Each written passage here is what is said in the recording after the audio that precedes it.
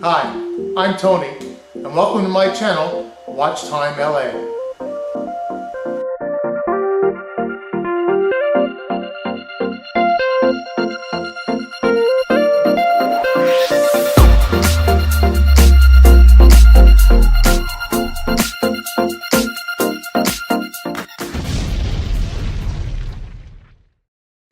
Hello folks, and welcome back to another episode of Watch Time LA. First thing, let me apologize for the noise in this room.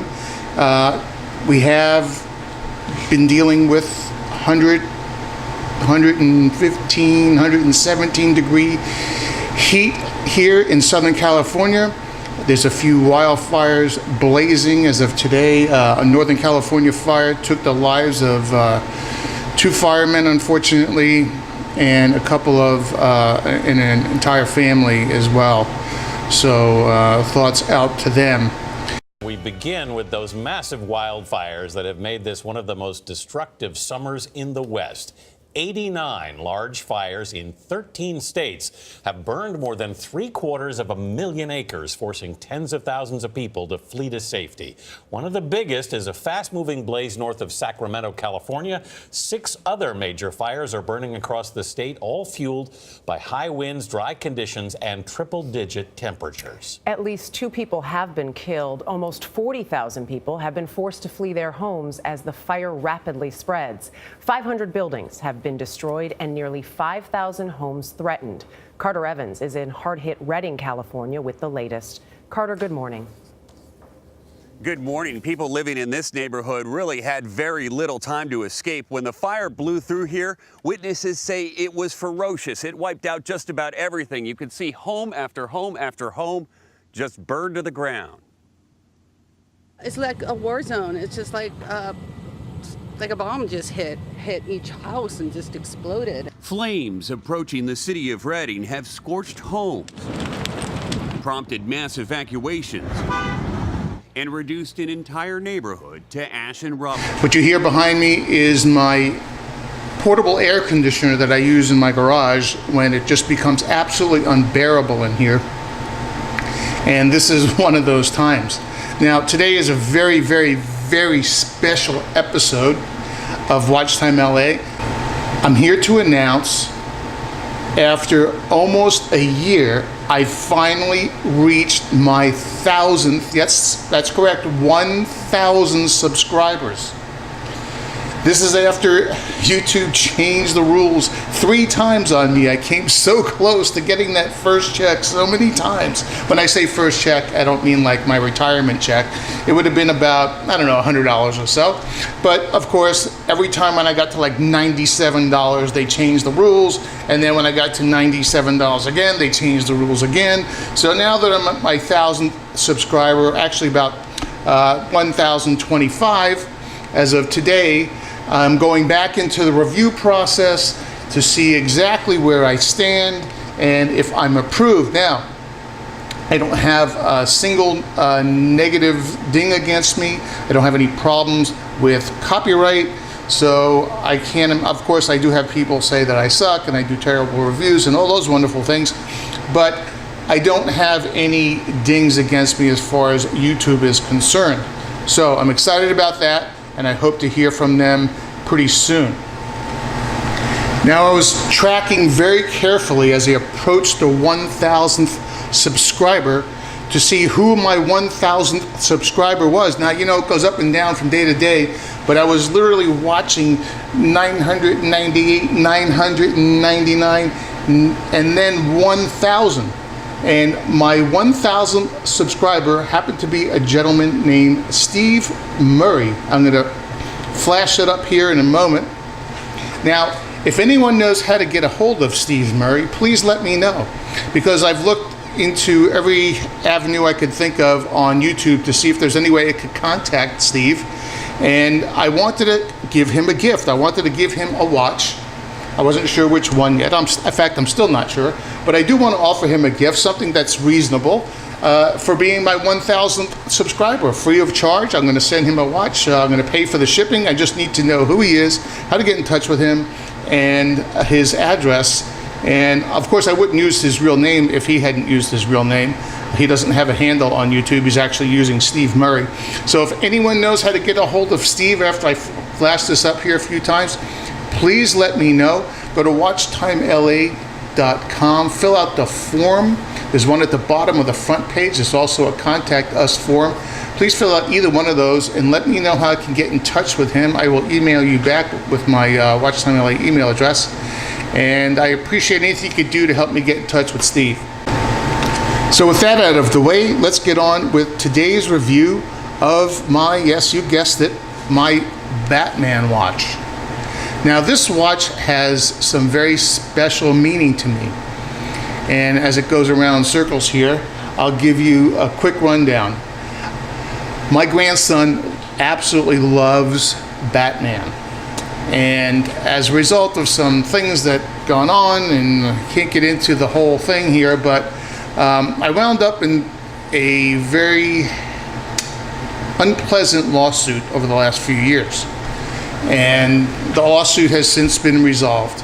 And every time I went to court, or every time I was with all the attorneys, and this wasn't a little tiny, fender bender lawsuit, there was like a half a dozen attorneys involved and a whole bunch of legal mumbo jumbo and whatever. But like I said, it's all over, thank goodness.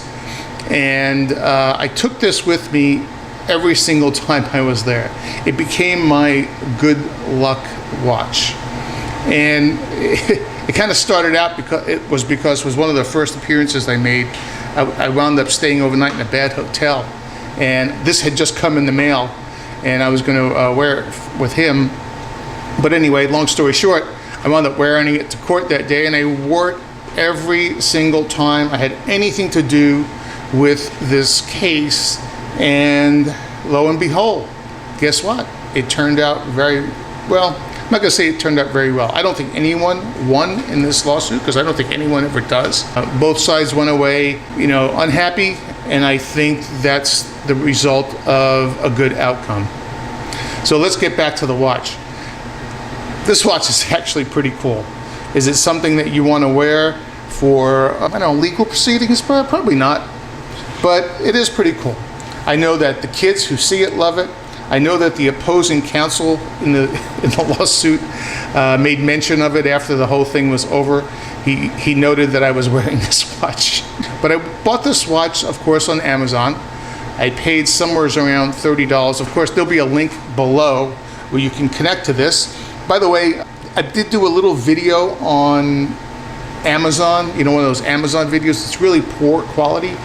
But I did it like in a hotel room one night, and I uploaded it from my phone, and it kind of is going to be a real quick synopsis of what I'm going to be doing here. And like everything I link to in my videos, if it's on Amazon, I get a little cut. If you buy one of these, I might get like 50 cents. But it's a cool, fun piece. I'm going to take it off its little merry-go-round here in a second, and we'll start doing a real review. So give me a second and we'll switch views. Okay, so before we get into it, quick wrist watch check. Here's my Seiko SKX 009, the Pepsi with this is obviously an aftermarket band. I love this band, the blue leather with the white stitching. It complements this thing beautifully.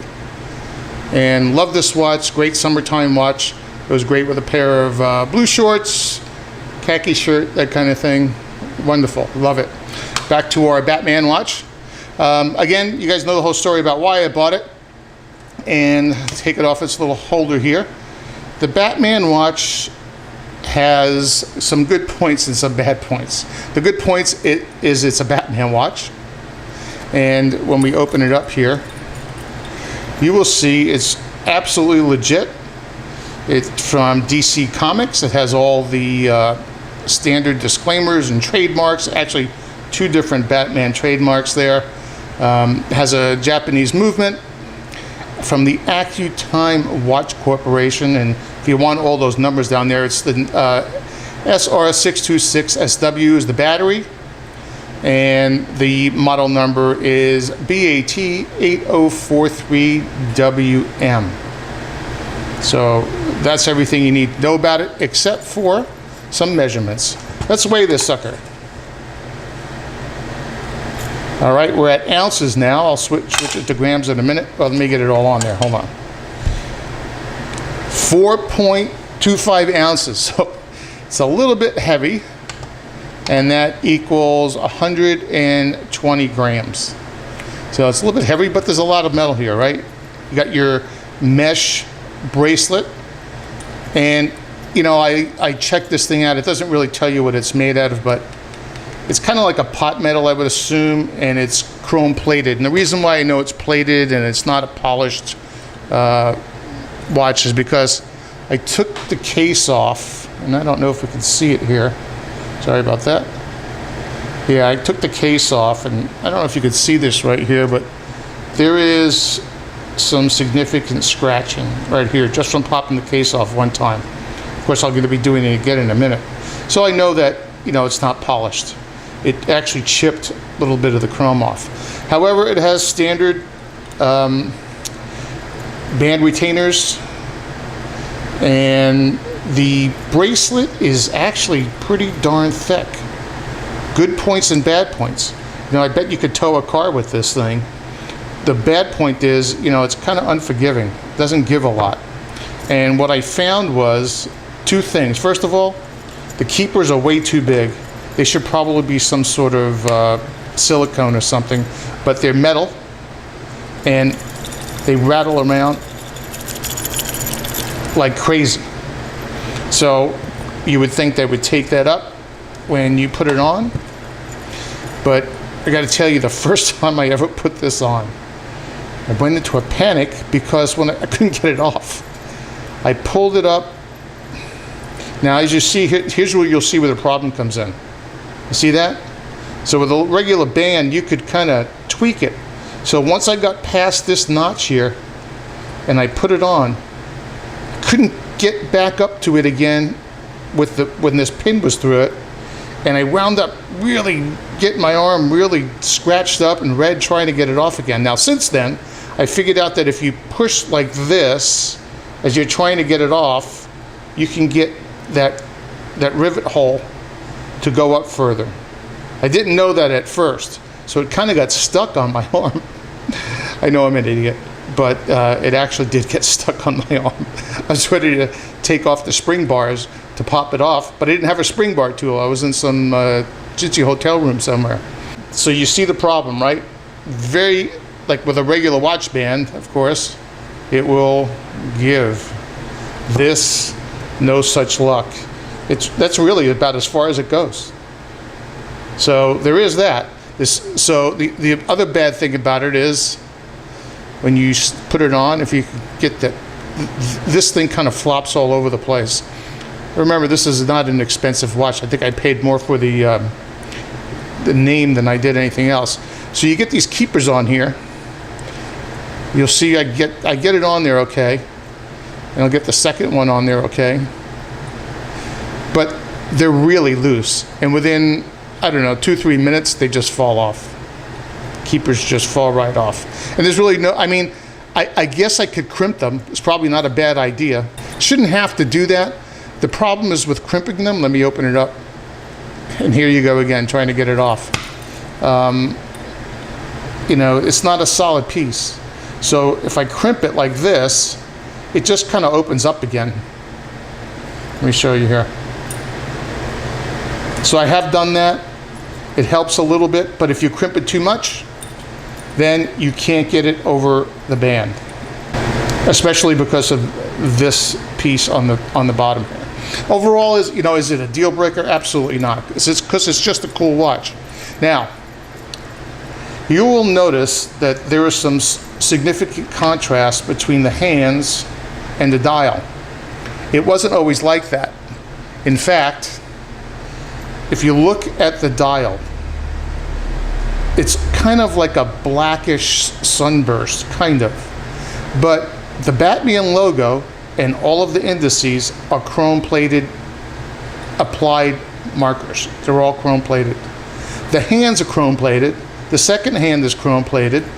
Everything's chrome-plated. So the problem I had was you know, in almost any kind of light, you couldn't see what time it was. So what I did was, this was a double experiment. I took the hands off. Now the hands were open. You see where the white is now, they were actually open. So again, you couldn't see the time. So what I did is I took the hands off and I filled the opening with lume. It was my first lume job. Now we're gonna get some close-ups here. You're gonna see exactly how terrible my first lume job was. And it was pretty bad. But actually this thing needs a battery, so it's a good time to open it up. I'll show you that in a minute. But because there was no contrast, it was almost impossible to read the time. So I took the hands off, I lumed them, and now of course you can see the time. Now I bought the lume from Amazon, and you know, it was the only lume I could find on there. In fact, the only lume I could really find. And I can tell you that I really wasn't real happy with the result. I'll show you the lume shot here in a minute, but let's pop the back off. In fact, while you're here, I'll do it while you're here now. Most of these watches with these plates on them like that, they'll have a little tab, and you'll see my tool here, catch it. It just pops it right off. $3, gotta get one of these, folks. You can do it this way or this way. And you'll see there's a lot of real estate in there, and most of it is taken up by the spacer.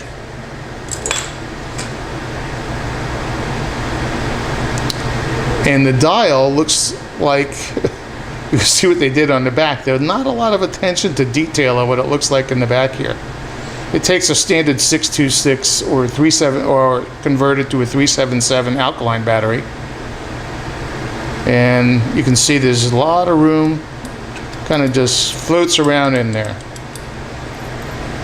Give me a minute, I'm gonna pop a battery in there. Okay, so I popped the new battery in there. You'll see we're ticking away now. I'll put our giant spacer, which doubles as a battery holder. If I can get it in there, there you go. That kind of holds the battery in. And I always look and make sure that the rubber seal is on there. And sometimes I lubricate them. I'm not going to be doing that today. You'll notice the little notch on the side of that, which goes right next to the crown. And because this is so big, usually going to be very easy to put on. Actually, this is a little, maybe too easy to put on. But it's on. And that's it. Put the battery in. Also got fingerprints all over it. Now, I didn't get it perfectly lined up, but I'll do that later. So anyway, let's take some measurements. This is not a small watch. Okay, 46 millimeters side to side. 11.6, which is, you know, pretty thin. And our lug to lug is pretty large too. 50, let's call it 54.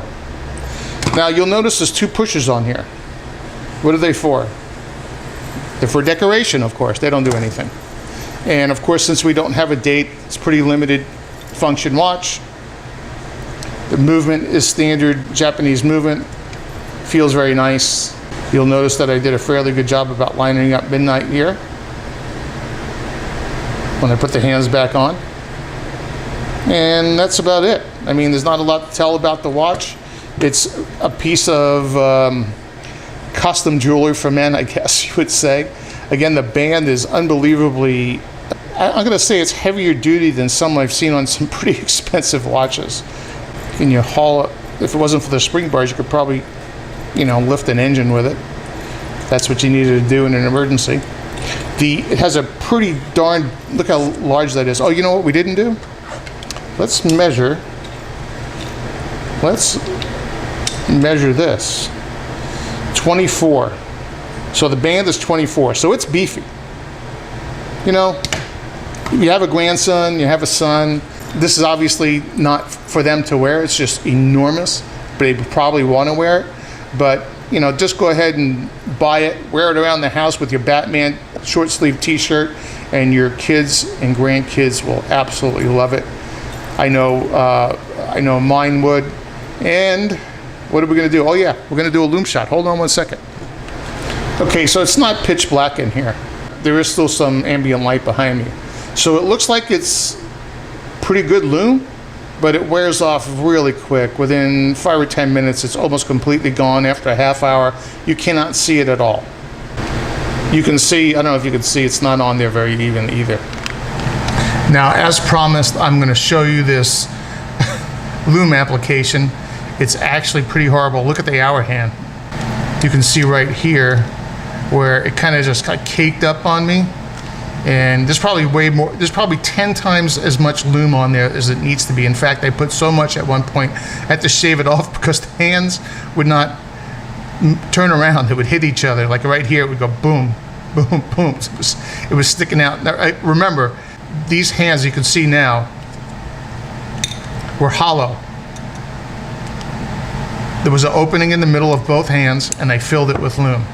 You know, although the lume isn't good and they didn't do a very good job, I can actually tell what time it is, which is a major improvement from what it was. So think about that before you buy the watch. If you get into any kind of glare situation, of course it has just a mineral glass, cheap mineral glass crystal, it's going to glare up on you, and it's going to be very hard to see chrome hands against a chrome background, against chrome indices. The black dial here, like I said, it's kind of a sunburst, but it's kind of a chromy looking sunburst. And well, it is what it is. So, and yeah, let's look at the indices. So you'll see they're all applied. They're all this chrome. You know, it's not bad. It's not bad. It's actually kind of cool looking. So you got to decide if it's right for you. It's just a fun watch. I love having it in my collection, and I love wearing it when I'm around kids. So anyway, I'm going to wrap this up here. So that's it for my Batman watch review. I'm going to do a couple of wrist shots here. Fits on the wrist pretty well. Cool watch, as long as you don't accidentally tighten it up too tight and get it stuck on your wrist. Have to call 911. Let me know what you think in the comments below.